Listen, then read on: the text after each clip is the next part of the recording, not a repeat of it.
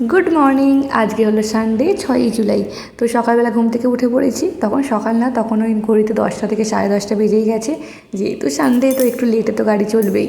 তো সকালবেলা উঠে আমি আমার সকালের কাজগুলো সেরে নিচ্ছিলাম। মিনি ব্লগ আমি অনেকবার বানিয়েছি, কিন্তু এই ডেলি ব্লগ কখনো বানাইনি। ইচ্ছে হলো দেখি কেমন হয়। তো তারপর আমরা ব্রেকফাস্ট করে নিয়েছিলাম। আগের দিন যেহেতু উল্টো রথ ছিল, ঘুগনি বানিয়েছিলাম, তো সেটাই ছিল, ওটা দিয়ে আমরা ব্রেকফাস্ট করে নিলাম। আর তারপর বড়মশাই চলে গেছিলো বাজারে, বাজার থেকে নিয়ে চলে এসেছি এখানে মাছ, কাতলা মাছ, চিংড়ি মাছ। তারপর ও স্নান করে পুজো করে দোকানে বেরিয়ে গেছে, আর আমি এখানে স্নান করে বসিয়ে দিয়েছি রান্না। তখন বেশ অনেকটা বেলা হয়ে গেছে, আজকে বেশি কিছু রান্না করব না। তো এখানে আমি গাজর বিম কড়াই ভাজা করছিলাম, আর বাকি রান্নাটা ও দোকান থেকে এসে করবে।